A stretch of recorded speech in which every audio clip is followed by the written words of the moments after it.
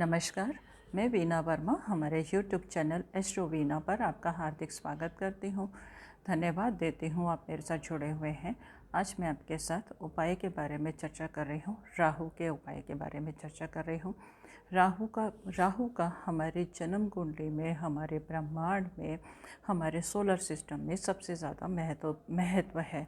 अगर अब हम देखते हैं कि जैसे अगर हम देखा जाए तो ज़्यादातर लोग जो सोचते हैं कि सूर्य और बृहस्पति जो हैं वो बहुत पॉजिटिव ग्रह हैं, बहुत इनको बहुत अनुकूल ग्रह माना जाता है, शुभ परिणाम देने वाले ग्रह माना जाता है, क्योंकि गुरु जो है वो ज्ञान का कारक है, सूर्य जो है वो रोशनी का कारक है।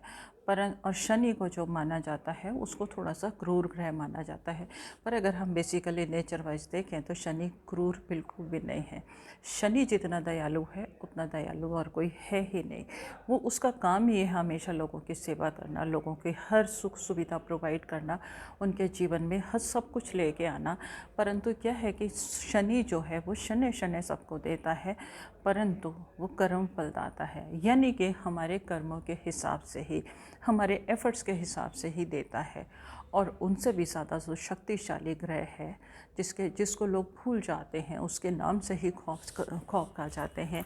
अगर हम लोगों से बोला जाए, लोगों से जनरल पूछा जाए, लोगों से बोला जाए तो मन में एक खौफ रहता है, राहु का प्रकोप, राहु हमें परेशान कर रहा है। परंतु ऐसा हमेशा होता नहीं है। राहु के अंदर इतनी ताकत है कि इम्पॉसिबल को भी पॉसिबल करने की क्षमता रखता है। होता क्या है कि किसी की भी किस्मत, अगर हमारा राहु फेवरेबल है तो किसी की भी किस्मत को रातों रात बदल सकता है। आपने देखा होगा बहुत सारे लोग जो होते हैं जिनका जैकपॉट मिल जाता है, उनको अपार सफलता मिल जाती है, अचानक धन वर्षा होती है, तो ये काम राहु का ही है। क्योंकि राहु अगर हमारे लिए शुभ है तो हमें बहुत अनुकूल परिणाम दे देता है।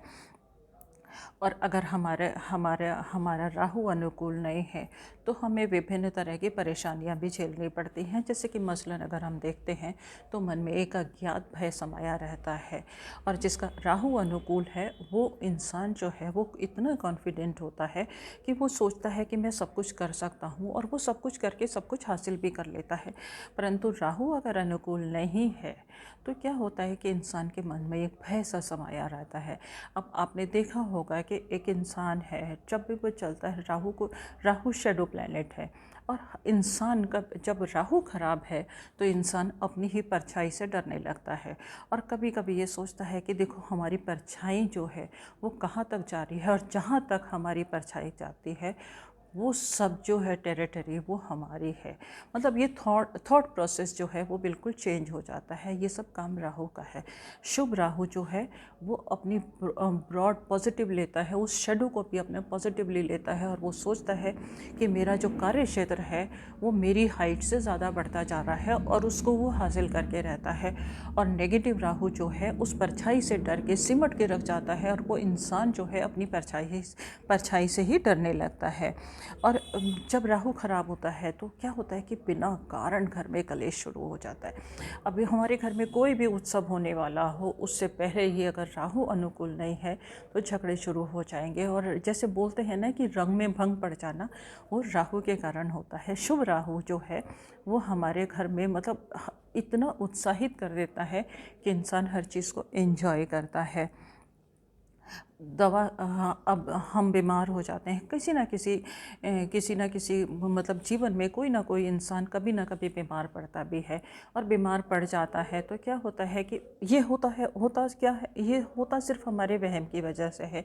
हम डॉक्टर के पास जाते हैं, डॉक्टर के पास जाने के बाद हम ट्रीटमेंट लेते हैं, और कभी तो मन में विश्वास होता है, डॉक्टर के पास जाते ही मन में लगता है कि हम उस डॉक्टर के पास जाएंगे और हमारी बीमारी तुरंत ठीक हो जाएगी, और पूरा लंबा कोर्स होने से पहले ही हम लोग बिल्कुल ठीक हो जाते हैं। और कभी कभी ऐसा होता है कि हम जा रहे हैं पर मन में डाउट आते हैं। मन में जब डाउट आते हैं तो हम सोचते हैं कि पता नहीं हम ठीक होंगे या नहीं होंगे, और वो जो बीमारी है हमारे को दवा नहीं लगती, और दवा भी है, हम उस दवा पे भी वहम करते हैं और हम ठीक नहीं हो पाते, और बीमारी हमारा पीछा नहीं छोड़ती। और अब क्या है कि अगर राहु हमारे अनुकूल हो तो हमें सडन प्रॉफिट देता है। कभी कभी हम थोड़ी मेहनत भी करते हैं तो हमें अपार सफलता मिलती है। आप देखते हैं, मतलब आपने कई बार देखा होगा कि एक प्रोग्राम आता है कौन बनेगा करोड़पति। कौन बनेगा करोड़पति में कई लोगों को इतना ज़्यादा लाभ मिल जाता है कि वो उनको मतलब एक हर क्वेश्चन का जवाब जो है वो देते चले जाते हैं। वो जो माइंड में जो क्वेश्चन का जवाब लेकर आता है, वो क्विक माइंड जो यूज़ करता है, वो राहु ही यूज़ करता है। राहु हमें अचानक लॉटरी लगा देता है। लॉटरी, शेयर बाज़ार में भी अगर हमारा प्रॉफिट होना होता है तो हमारे हमारे को अपार प्रॉफिट शेयर बाज़ार में मिलता है, और किस्मत जो है वो रातों रात बदल जाती है। अब फ़ायदा तो सबको चाहिए, तो हम क्या उपाय करें? हम एक ऐसा उपाय करें कि राहु हमारे अनुकूल हो जाए। जन्म पत्री में कहीं भी बैठा हो, अगर राहु अनुकूल हो जाएगा तो हमारे जो सभी ग्रह जो हैं वो हमारे अनुकूल परिणाम देने को विवश हो जाएंगे, क्योंकि राहु की कमांड ऐसी है कि वो विवश कर देता है और कोई भी इधर उधर जाने की कोशिश नहीं करता। तो आपको क्या है कि किस्मत को अगर बदलना है, धन समृद्धि चाहिए, सफलता चाहिए आपको, देखो अब हमारा जीवन जो है हमारा कर्म करने के लिए हुआ है। हम कर्म भी करते हैं, और अगर हमें उसके हिसाब से फल भी ना मिले और भौतिक जगत की जो इच्छाएं हैं वो हमारी धन से पूरी होती हैं, और धन हमें सभी की मूलभूत आवश्यकता है, तो उसकी आवश्यकता कैसे पूरी हो, ये इसके लिए राहु का अनुकूल होना भी ज़रूरी है। तो एक छोटा सा सटीक उपाय बता रही हूँ, करिएगा, देखिएगा आपकी किस्मत किस तरह से चमकने लगती है। आपको क्या करना है, आपको भैरव जी के मंदिर में जाना है।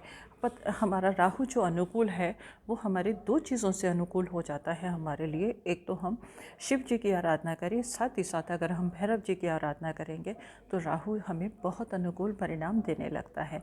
मन में कई बार विचार आते हैं कि हमारे शराब का सेवन करने से राहु अनुकूल हो जाता है। नहीं, ये हमारे मन में भ्रम पैदा करता है, हमारे ब्रेन को जो है वो स्टक कर देता है और हम गलत दिशा की तरफ जाते हैं। कोई भी इंसान जब नशे में होगा तो गलत काम करने से चूकेगा नहीं। तो ये राहु जो हमें वो विज़न देता है, विज़न देता है, तो हम कभी भी भटकते नहीं हैं। तो उस विजन को क्लियर करने के लिए और हमारी हर काम में सफलता के लिए हमें क्या करना है, एक छोटा सा उपाय करना है। आप नोट कर लीजिएगा। हमें भैरव जी की आराधना करनी है, और ये जो भैरव जी की आराधना करनी है हमें संडे को करनी है। संडे से शुरू कीजिएगा। नियमित रूप से भी आप करेंगे तो आपको ज़रूर लाभ मिलेगा। आपको क्या करना है कि भैरव जी के मंदिर में जाइएगा, आप उनको चोला चढ़ाएंगे। चोले के लिए आपको जो सामान लेना है वो सिंदूर लेना है और देसी घी लेना है। सिंदूर और देसी घी का चोला चढ़ाइएगा।